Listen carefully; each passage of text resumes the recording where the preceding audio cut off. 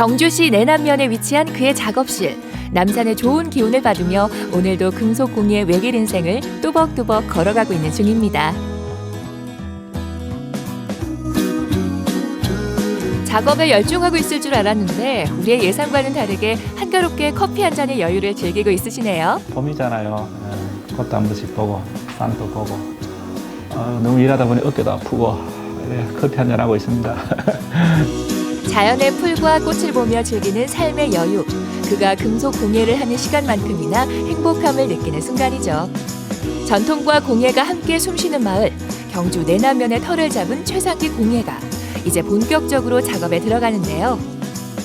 옛 조상들이 흙이나 나무, 조개, 금속 등 다양한 재료로 생활용품이나 장신구 등을 만들어 왔던 것처럼 지금도 전통 방식을 고집하고 있습니다. 금속은 열을 가하면 부드러워지죠. 빨갛게 열을 가해서 그 두드릴 때 마음대로 이래 조형을 할 수가 있죠. 구부리고 말고 할 수 있는. 그럴 때 희열을 느끼죠. 그런데 굳어버리면 상당히 단단하죠. 식어버리면. 그때는 또 마음대로 움직일 수가 없죠. 그런 데서 매력을 많이 느낍니다. 내 마음대로 하다가도 안 되는 안 되죠. 예. 뭔가 또 그런 사랑 같은 느낌. 그렇죠. 사랑하는 연인을 만나듯 언제나 설레는 그와 금속 공예의 인연은 고등학교 시절로 거슬러 올라가는데요. 선생님의 추천으로 시작된 금속 공예의 길. 오래된 작업 도구들은 금속 공예가로 살아온 지난 세월을 함께 해주었습니다. 내화 벽돌이라고 은을 녹일 때 항상 요 벽돌을 놓고 씁니다. 이것도 상당히 오래됐고. 얼마나 된 거예요?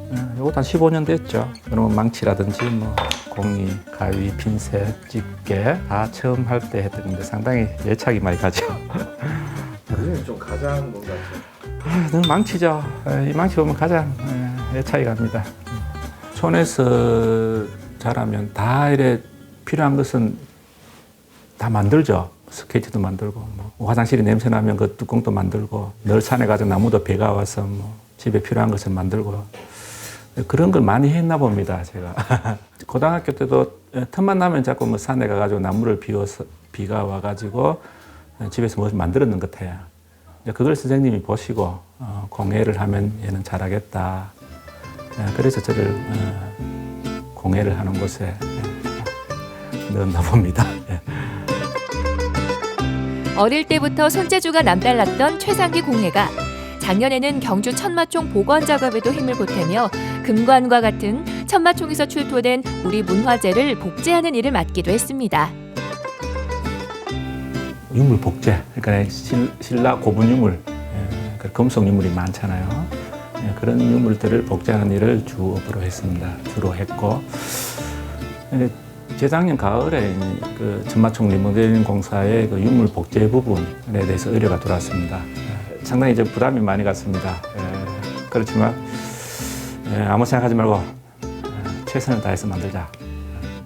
그 생각 하나로만 해서 만들었습니다.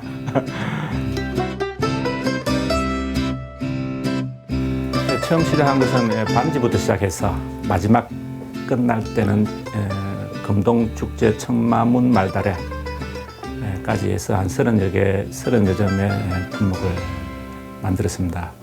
제일 힘들었던 부분이 그 축제 천마문 말달에를 만들 때 그 금동축제 천마문이 그 손실이 많습니다. 남아있는 부분들이 좀 적기 때문에 어떤 말의 다리를 표현한다든지 이 부분은 제 상상력을 발휘해야 되니까 사실 그 백화숲이 천마도의 말을 보면 상당히 조랑말처럼 똥똥똥똥똥 이렇게 표현되어 있잖아요. 말이 아주 귀엽게 좀. 근데 금동축제 천마문의 말을 보면 좀 제 느낌은 좀 웅장한 느낌이 들었습니다. 좀 힘차게 달려나가는 그런 말의 느낌을 보고 과감하게 표현을 한번 해봤습니다. 다음 또 다른 작가분이 그것을 또 재현해 만들 때는 또 뭐 다르게 좀 표현하면 좋겠죠. 정말 재미있었습니다. 만들 때 1년 동안. 물론 뭐 시간에 쫓기고 힘든 것도 많았지만 정말 기분 좋았습니다. 다음 세대에서 그걸 복원할 일이 또 있기는 생기겠죠. 하지만 제 세대에서 그걸 복원을 했다는 것이 상당히 개인적으로는 영광이었습니다. 지금도 영광스럽게 생각하고 있습니다. 그렇게 국보와 보물 등 우리 문화재들을 복제하는 작업을 주로 하던 최상기 공예가는 2002년 작은 공방을 마련하면서 본격적으로 자신만의 독창적인 작품 세계를 펼쳐가게 되는데요. 특히 자연의 미를 살린 작품들이 눈에 띕니다.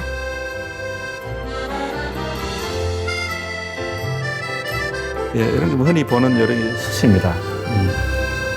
그냥 일반적으로 뭐 고기 구울 때 먹는 숯. 자, 이런 숯 안에 보면 다 터져 있죠. 이렇게 터진 요 안에다가 은을 삽입한 겁니다. 예, 그래서 이렇게 제품을 만듭니다. 그러니까 왜냐하면 숯은 까마니까 은은 하얗고 색깔 대비로서 자연적인 문양이 이렇게 드러나겠죠. 이거는 연밥, 연꽃의 씨앗. 이런 제품들에도 은을 감싸면 이렇게 자연스럽게 이런 거 만들면 참 재밌습니다. 보통 이제 그림을 시작할 때 모작을 처음부터 많이 하죠. 물론 유물 복제도 간단하게 이야기하자면 모작이죠. 그걸 십몇 년 하다 보니 참 창작이 많이 하고 싶더라고요. 그래서 이렇게 하게 되었습니다. 자연의 미와 금속의 성질이 조화를 이룬 그만의 독창적인 작품 세계. 최상기 공예가의 창작 욕구를 충족시켜준 것은 바로 자연이었는데요. 자연의 미를 예술 작품으로 승화시킨 그는 각종 대회에서도 인정받으며 금속 공예 분야에서 명실상부 장인이라는 타이틀을 얻게 됩니다. 온종일 작품에만 몰두할 것 같은 최상기 공예가. 하지만 요즘 관심을 갖는 것이 하나 생겼다는데요. 그것은 바로 우리 전통 금속공예의 대중화. 사람들에게 널리 금속공예의 멋을 알리는 일이라고 합니다. 그렇게 시작된 것이 바로 금속공예 체험 공간이죠.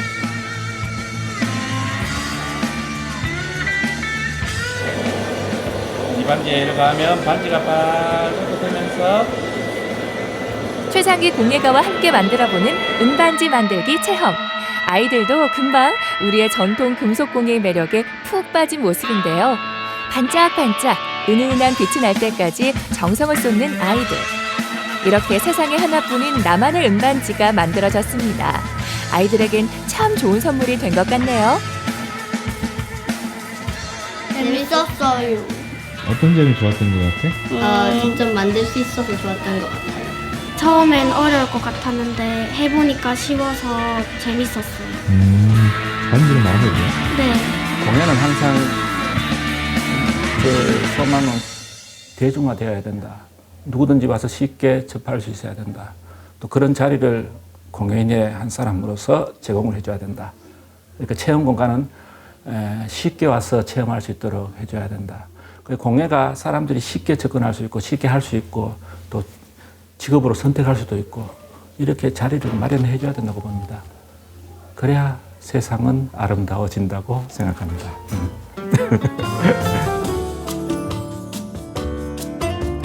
전통 금속 공예를 통해 아름다운 세상을 꿈꾸는 최상기 공예가. 누구나 쉽고 재밌게 우리의 금속 공예를 접할 수 있는 기회를 많이 만들어주고 싶다는 그의 행복한 꿈은 지금도 계속 이어지고 있습니다.